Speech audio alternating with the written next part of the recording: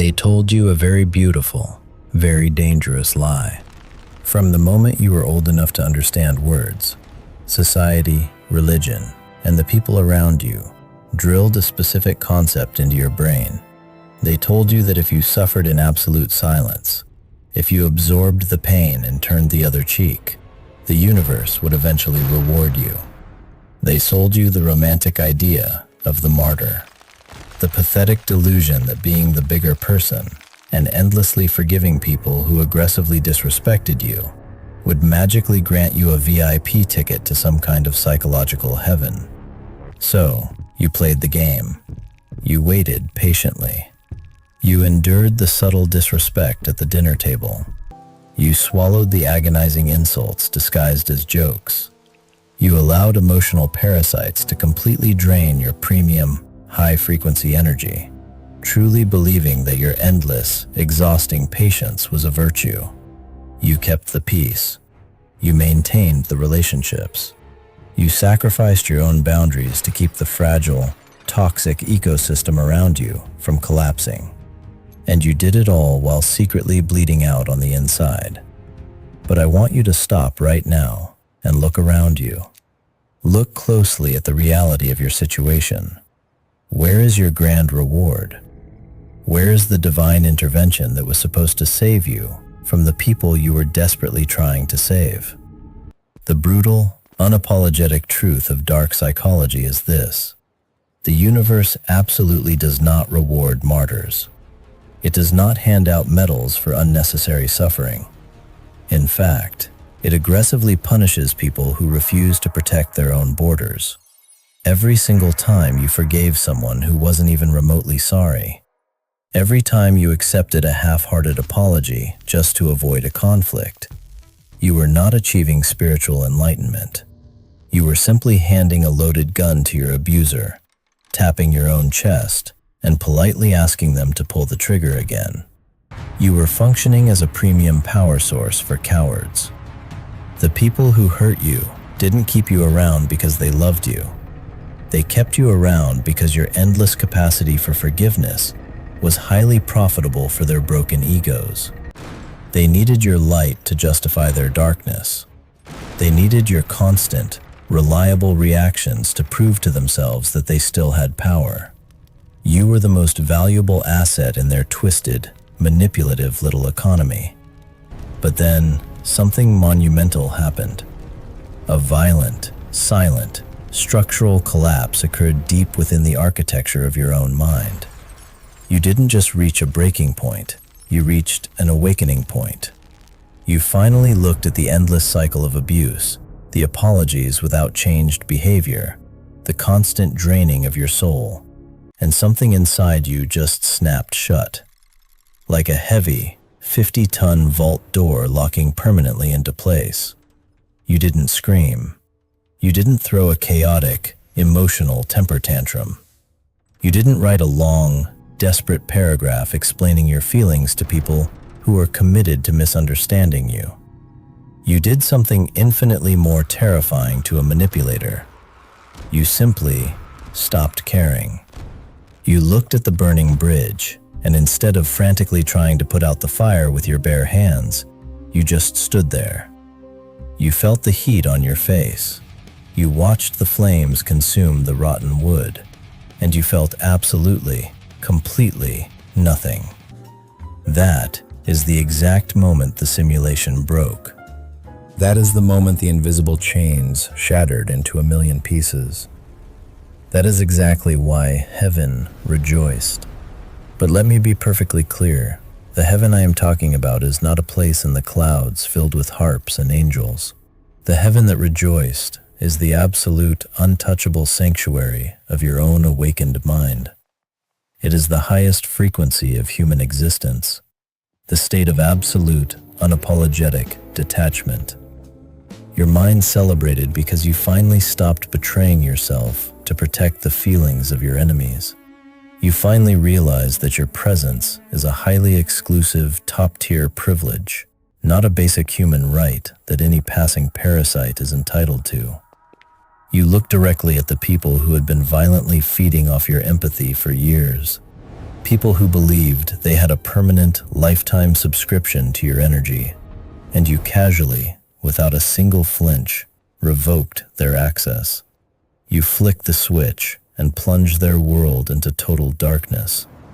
And oh, the panic that ensues when you cut off the supply. When a manipulator realizes that their favorite, most reliable battery has suddenly gone dead, their entire pathetic reality begins to crumble. They try to push the old buttons. They try to trigger your guilt. They send the bait, expecting you to eagerly bite like you always did. But you are no longer in the pond. You are on dry land, watching them drown in the toxic swamp they built for you. This is the power of zero reaction. It is the most lethal, devastating weapon in your psychological arsenal. When you stop fighting them and simply erase them from your emotional radar, you reduce them to absolute nothingness. Let us analyze their desperate counterattack.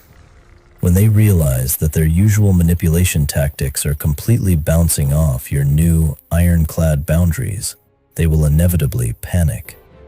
And a panicking parasite is a very predictable creature. They will immediately launch the smear campaign. They will run to everyone who will listen. They will play the victim with an Oscar-worthy performance. They will passionately tell the world how incredibly cold, arrogant, and ruthless you have become overnight. They will twist the narrative so violently that you will barely recognize the story of your own life. But here is the brilliant, beautiful part of your awakening. The old version of you would have been absolutely devastated by these lies. The old you would have rushed into the chaotic mud to defend your character, desperately trying to prove to the crowd that you are still a good person. But not the new you. The new you understands that a king does not step down from his throne to argue with a peasant who is throwing rocks at the castle walls. You let them whisper. You let them gossip. You let them build an entire religion out of hating you. Because you have finally realized that your reputation among sheep is completely irrelevant to your status as a wolf. Their desperate smear campaign is actually a massive compliment. It is the ultimate proof that they can no longer control you, so they are desperately trying to control how other people see you. And you? You observe their frantic damage control with nothing but a cold, amused silence. But you must be prepared for the internal war. Because severing a trauma bond is not a clean, painless surgery. It is a violent amputation performed without anesthesia. There will be nights where the silence is so heavy it feels like it is going to crush your chest. Your brain, addicted to the chaotic cycle of abuse and temporary validation, will go through severe psychological withdrawal. It will trick you into remembering only the good times. It will desperately urge you to send that text, to make that phone call, to offer a tiny olive branch just to stop the agonizing pain of absolute isolation. I need you to listen to me very closely right now. Do not touch that phone. Do not break the perimeter. That pain you are feeling is not a sign that you made a mistake. It is the toxic poison physically leaving your nervous system. Endure the withdrawal. Sit in the fire. Let it burn away every last pathetic ounce of your weakness. Society has conditioned you to be absolutely terrified of being alone. They made you fear the empty room so you would constantly tolerate the presence of emotional vampires just for the sake of company. You must instantly reframe that fear. Solitude is not a punishment. It is an incredibly expensive, highly exclusive luxury. It is the only forge hot enough to melt down a victim and construct a titan. This is what it truly means when they say heaven rejoices. The universe, the ultimate architecture of reality, does not respond to your tears. It does not respond to your endless complaining or your pathetic victim mentality. The universe only responds to absolute, unadulterated power. When you finally stop trying to heal people who were actively trying to bleed you dry, you sent a massive, undeniable shockwave into the ether. You proved that you are finally ready to handle the heavy crown of your own destiny. You stopped begging for a seat at tables where they were serving poison. Instead, you walked into the wilderness, built your own massive iron table, and refused to pull up a chair for anyone who hasn't violently earned the right to sit in your presence. The people who are angry about your new, terrifying boundaries are simply the people who benefited the most from you having none. Let them be furious. Let them choke on their own toxic resentment. You are breathing entirely different air now. The frantic, desperate anxiety of trying to please everyone has been completely replaced by the chilling, unshakable calm of someone who has violently taken the wheel. You are no longer reacting to the world. The world is now heavily reacting to your profound, terrifying silence. Let us talk about the biggest, most dangerous psychological trap of all, the desperate, pathetic need for closure. Society has violently brainwashed you into believing that a chapter cannot truly end until the other person acknowledges the pain they caused you. Until they sit down, look you in the eye, and offer a sincere, heartfelt apology. What a brilliant, highly effective way to keep you forever chained to your abuser. You are essentially holding your own healing hostage, waiting for a pardon from the very executioner who tried to destroy you. Listen to me very closely. They are never, ever going to give you that closure. They are entirely incapable of the self-reflection required to admit that they are the villain in your story. If you wait for their apology, you will be waiting in the dark until you are nothing but dust and bones. True dark psychology teaches you to violently manufacture your own closure. You do not need their permission to lock the heavy iron door and throw away the key.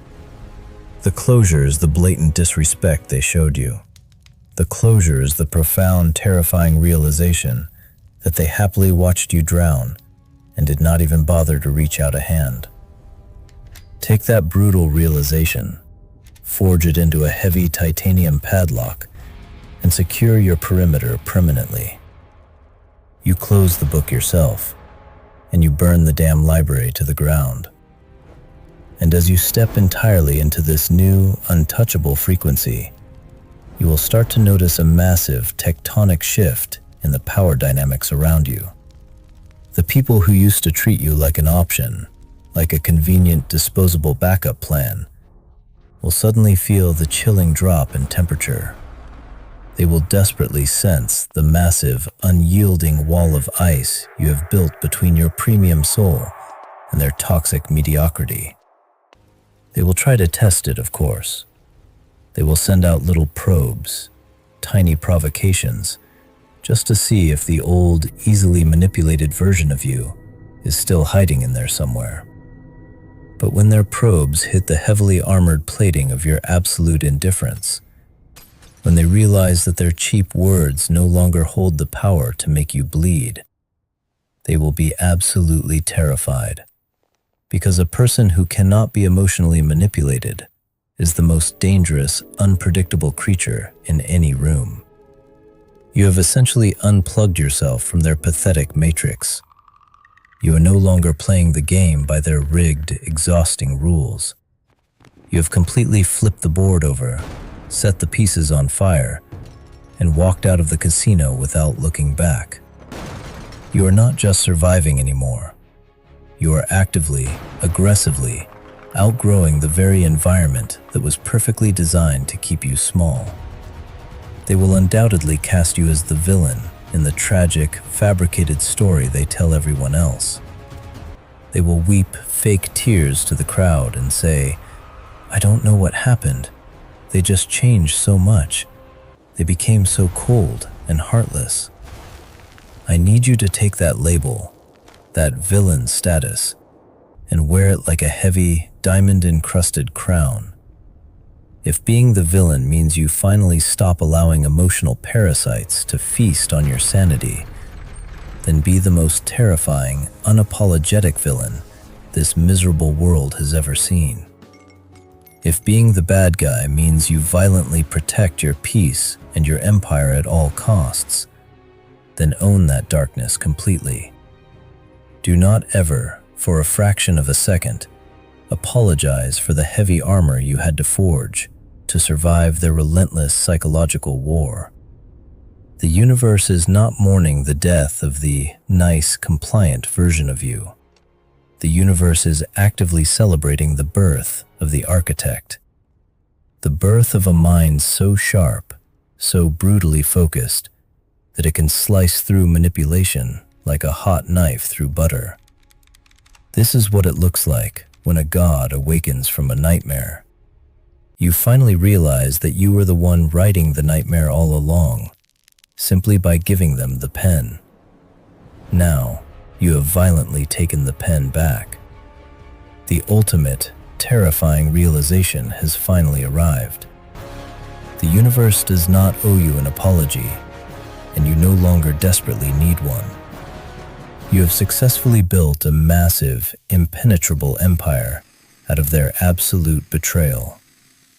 They honestly thought that by ignoring you, they were punishing you.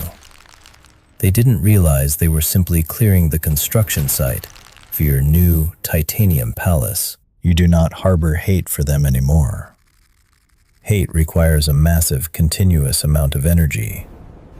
Instead, you harbor absolute, terrifying indifference. You now walk through the world like an untraceable ghost to the people who took you for granted. But you walk like an unmovable titan to the very few who have violently, consistently earned your loyalty. So when the silence of the night gets heavy, do not ever break it. When they eventually reach out to test the waters, do not throw them a life preserver. Let them drown in the cold, hard, agonizing reality that they permanently lost the most valuable asset they ever had. The heavens are truly rejoicing. The heavy generational chains are broken. The dark architect is fully awake. Now step entirely into your new, unapologetic empire. Secure the perimeter with iron boundaries, and make them feel the crushing, chilling weight of your permanent absence. Step into the dark and rule your reality.